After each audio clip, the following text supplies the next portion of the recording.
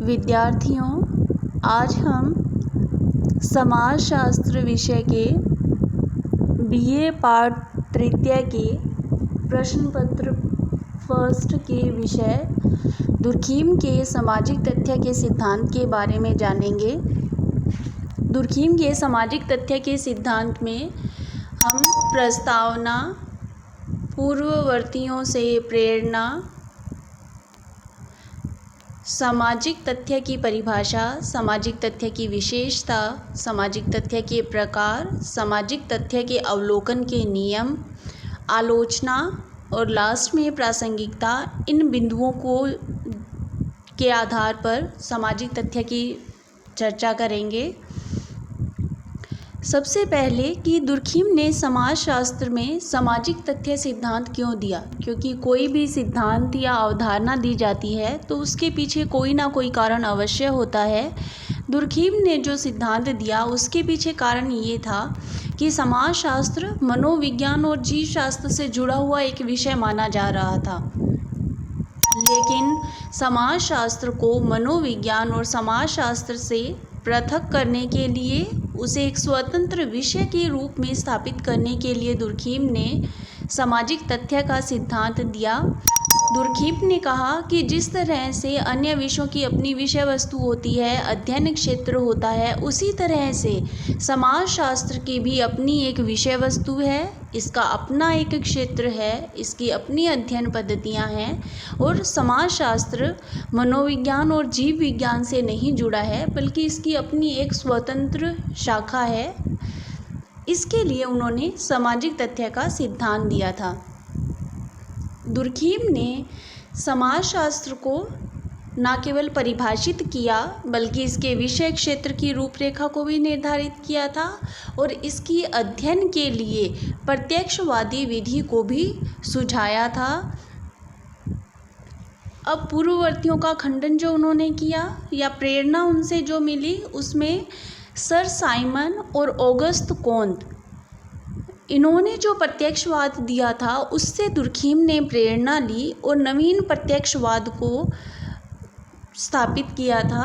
उन्होंने उपयोगितावादी प्रत्यक्षवाद का खंडन किया।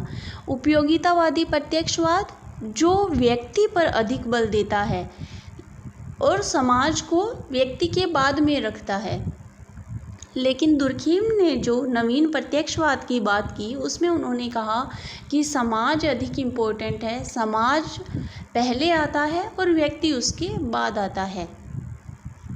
इससे आगे हम सामाजिक तथ्य की जो परिभाषा दी, जो अर्थ उन्होंने दुर्खीम ने बताया, दुर्खीम के अनुसार सामाजिक तथ्य व्यवहार करने, यानी कि क्रिया जो करता है व्यक्ति, विचार जो करते हैं या जो अनुभव करता है व्यक्ति, उसका एक ऐसा तरीका है जो व्यक्ति से बाह्य है तथा व्यक्ति पर बाध्यकारी भी होता है, जैसे धर्म, मूल्य, प्रथा, परंपरा, कानून आदि। ये ऐसे सामाजिक तथ्य हैं जो व्यक्ति से बाहर भी हैं और व्यक्ति पर बाध्यकारी भी है। उनको व्यक्ति करने के लिए बाध्य है, उसे वैसा करना ही पड़ता है। इसको और अच्छे से समझने के लिए हम इसकी विशेषताओं को जानेंगे। दुर्खीम ने सामाजिक तथ्य की 4 विशेषताएं बताई थी। इसमें सबसे पहले है बाह्यता। बाह्यता से दुर्खीम का मतलब था कि सामाजिक तथ्य निर्मित तो व्यक्ति द्वारा किए जाते हैं, व्यक्ति इन्हें बनाता है, लेकिन जब एक बार ये अस्तित्व में आ जाते हैं तो उसके बाद ये व्यक्ति से बाहर हो जाते हैं या व्यक्तिगत चेतना से बाहर हो जाते हैं और उसका अस्तित्व व्यक्ति से स्वतंत्र हो जाता है। दुर्खीम आगे कहते हैं कि ये सामाजिक तथ्य जो होते हैं वो व्यक्ति के जन्म के पूर्व से भी स्थापित रहते हैं और उसकी मृत्यु के पश्चात भी उनकी निरंतरता कायम रहती है। ऐसा नहीं है कि व्यक्ति मरेगा उसके साथ साथ सामाजिक तथ्य मर जाते हैं। वो कहते हैं कि व्यक्ति जन्म लेता रहता है, उसकी मृत्यु भी हो जाती है, लेकिन जो सामाजिक तथ्य हैं वो वैसे के वैसे बने रहते हैं, उनमें हमेशा निरंतरता रहती है, क्योंकि ये सामाजिक तथ्य पीढ़ी दर पीढ़ी व्यक्तियों द्वारा समाजीकरण के द्वारा सीखे जाते हैं और समाज में ये हमेशा मौजूद रहते हैं। सेकंड जो विशेषता उन्होंने बताई वो थी बाध्यता। बाध्यता से यहाँ तात्पर्य था कि सामाजिक तथ्य निश्चित तरीके से व्यक्ति को व्यवहार करने के लिए बाध्य करते हैं। व्यक्ति को सामाजिक मूल्य मानदंडों के अनुरूप आचरण करना ही पड़ता है। सामाजिक तथ्य क्या है? प्रथा, धर्म आदि। दुर्खीम आगे कहते हैं कि ये जो बाध्यता होती है वो व्यक्ति प्रत्यक्ष रूप से महसूस भी कर सकता है और प्रत्यक्ष रूप से महसूस ना भी हो, मतलब अप्रत्यक्ष रूप से भी हम कुछ सामाजिक तथ्यों को मान रहे हैं लेकिन हमें नहीं पता है कि हम यहाँ बाध्य हैं ऐसा करने के लिए।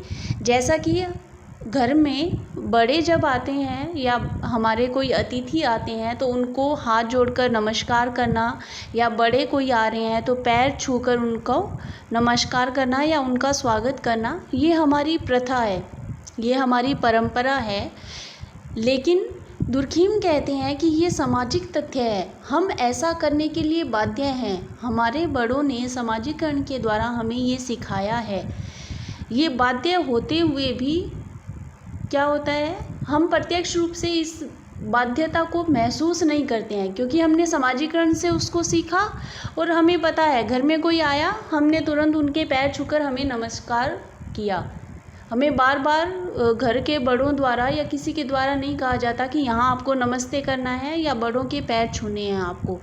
तो यही दुर्खीम कहना चाहते थे कि जो सामाजिक तथ्य हैं वो कई बार क्या होता है, हम प्रत्यक्ष रूप से जो वो बाध्यता है वैसा करने के लिए हम बाध्य हैं, वो महसूस कई बार प्रत्यक्ष रूप से नहीं भी करते हैं। नेक्स्ट जो विशेषता उन्होंने बताई वो है स्वतंत्रता। दुर्खीम कहते हैं कि सामाजिक तथ्य स्वतंत्र हैं।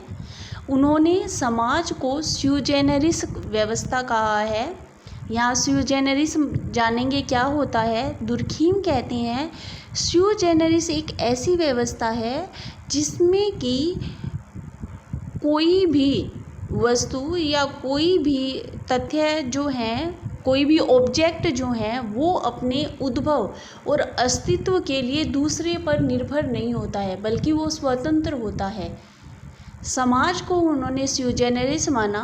इसका तात्पर्य दुर्खीम का ये था कि समाज अपने उद्भव के लिए और अपने को बनाए रखने यानी कि अपने अस्तित्व के लिए किसी दूसरे पर निर्भर नहीं है बल्कि वो एक स्वतंत्र व्यवस्था है।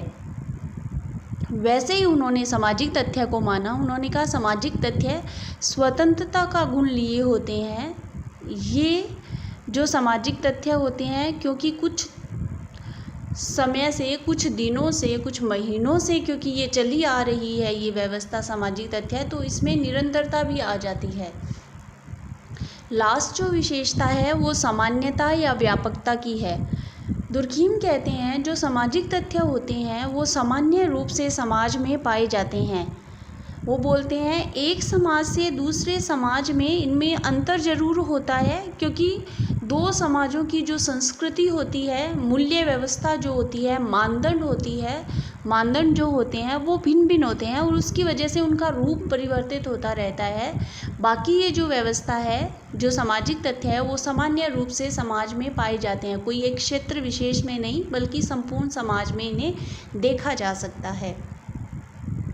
इसके अतिरिक्त भी दुर्खीम ने ये जो 4 विशेषताएं बताई, बाह्यता, बाध्यता, स्वतंत्रता, सामान्यता या व्यापकता, इसके अलावा दुर्खीम कहते हैं सामाजिक तथ्य जो होते हैं वो वंशानुक्रम के द्वारा प्राप्त नहीं होते बल्कि व्यक्ति समाज का सदस्य होने के नाते समाजीकरण के द्वारा एक पीढ़ी से दूसरी पीढ़ी में, क्योंकि ये हस्तांतरित होते हैं और इन्हें व्यक्ति समाजीकरण के द्वारा प्राप्त करता है।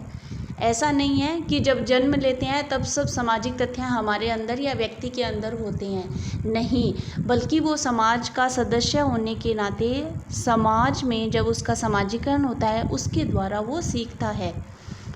इस तरह से सामाजिक तथ्य की 4 विशेषताएं हुई, बाह्यता, बाध्यता, स्वतंत्रता, सामान्यता।